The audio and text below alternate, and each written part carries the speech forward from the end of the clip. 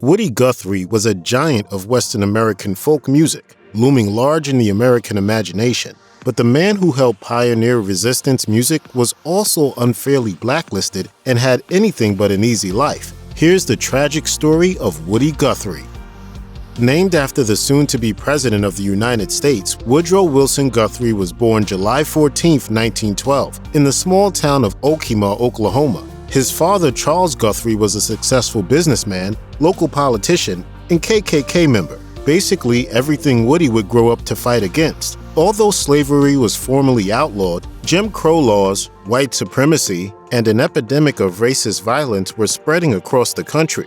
This was during a time when the KKK had nearly total control over the state of Oklahoma.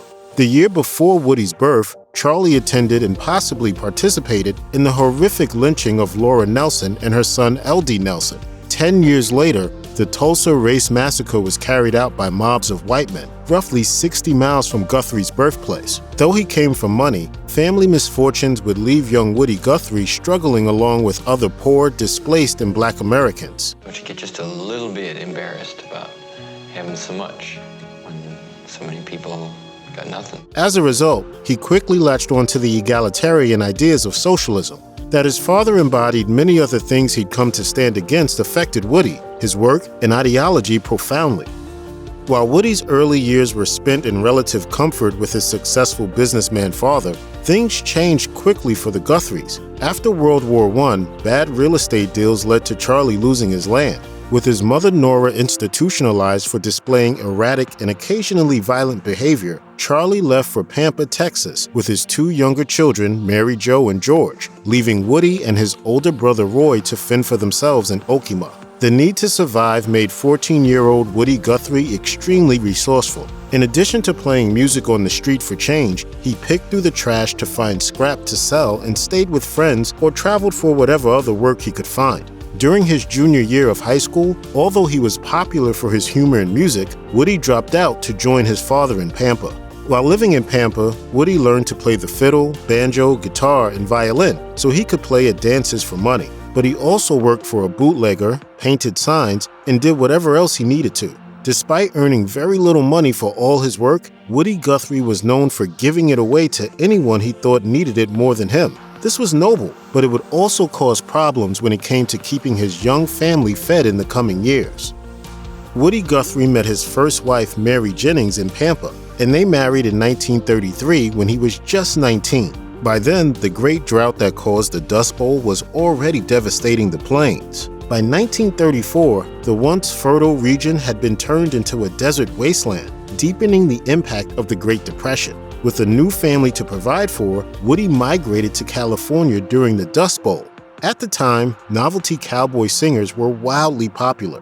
In 1937, Woody found work performing a comedic musical hillbilly act for radio on KFVD in Hollywood. Along with his broadcast partner, Maxine "Lefty Lou" Chrisman, he was able to ride the wave of cowboy nostalgia and make a name for himself in Los Angeles. The duo received thousands of fan letters and a little money. But as Guthrie's audience grew, so did general awareness of his socialist views. The songs Guthrie was singing on the radio expressed a notably left-wing political ideology. Amid fears that the radio station would appear sympathetic to the Soviet Union, Guthrie was fired. The more politically vocal he became, the more his following shrank. However, Woody Guthrie continued to develop and share his voice and ideas.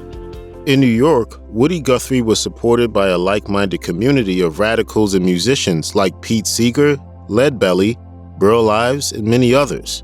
His popularity climbed again, and in 1941, he formed an anti-war folk group called the Almanac Singers. By this time, Mary and the children were living back in California, and the Guthries were all but divorced. Woody, however, stayed furiously busy. At first, the Almanac Singers wrote songs critical of the war, but when Hitler invaded the Soviet Union in June 1941, their music became explicitly anti-fascist. This was the era where the famous phrase, quote, "This machine kills fascists," began appearing on Woody's guitar. Before the divorce with Mary was finalized, Woody Guthrie was already starting a family with Marjorie Mazzia. He joined up with the military-adjacent civilian naval group, the Merchant Marine, after being persuaded by a friend, did his time, and returned home, but soon received another draft notice.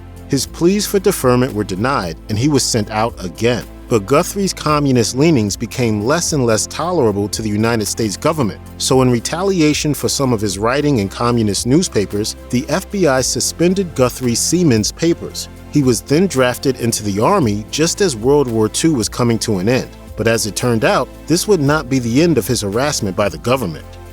Whatever the public thought about his politics, many in the government considered the prolific writer of folk songs, children's music, and ballads for the working class to be a potential threat to the United States. As early as 1941, the FBI was keeping files on Woody Guthrie. The files were filled with things like traffic citations, missed car payments, and even work he had done for the Department of the Interior as so-called evidence of Woody's activity with the Communist Party. This surveillance continued even as his health was declining due to Huntington's disease. In 1953, the FBI interviewed his physicians, demanding doctors break patient confidentiality so the government could monitor his health status and classify him as a security risk. Guthrie was publicly declared a communist by the House Un-American Activities Committee, or HUAC, in 1948, then publicly smeared and blacklisted. The tragic irony is that, while he certainly shared the same views, Woody Guthrie was never actually a registered member of the Communist Party. And while the label hasn't stopped Guthrie from staying on in the popular imagination, it's hard not to wonder what his legacy could have been if he hadn't been hounded by a paranoid government for so long. As the Red Scare reached a boiling point, Hollywood stopped making movies that could potentially be seen as controversial or socially aware during McCarthyism. Woody Guthrie lost film projects he had lined up, and his loosely autobiographical book, Bound for Glory, was shelved. I identified with Bound for Glory book more than I even did with On the Road. The same sad phenomenon occurred within the music industry as RCA Victor discontinued his Dust Bowl ballads in a major blow. Soon, the singer who wrote song after song praising the power of unions couldn't even find work. In the wake of the anti-communist frenzy, union members were forced to sign anti-communist oaths as a condition of membership, so they were scared of retribution. In some ways, this experience made Woody Guthrie into a martyr. While newspaper headlines continued to echo the paranoid and dangerous accusations by HUAC, Guthrie wrote, "These un-American committee boys are causing more folks to love us communists than to hate us." However false this bravado might have been, there is no denying that the Guthries were struggling financially after Woody was given the McCarthy treatment, which worsened tensions with his wife Marjorie. Guthrie's friend, actor, and fellow blacklisted leftist Will Geer bought property in Topanga Canyon where he lived off the land with his family and built a theater that became a refuge for other starving artists. Woody moved into a shack on the property following a split with Marjorie. After the HUAC hearings, Woody Guthrie struggled to find work, left Marjorie working almost non-stop to support the family. By the late 1940s, Guthrie was already suffering the effects of the same disease that had violently taken his mother. Huntington's disease destroys brain cells, leading to mood disorders, psychotic breaks, dementia, and death, usually within 15 to 20 years of the diagnosis. As Guthrie began to show the erratic, unpredictable, and occasionally violent behavior caused by Huntington's, Marjorie became afraid for their children. After repeated violent outbursts and brief hospital stays, doctors suggested to Marjorie that Woody go to California for the safety of the children, and with few options available to him, he did. Shortly after he went to Topanga Canyon, the Guthries divorced.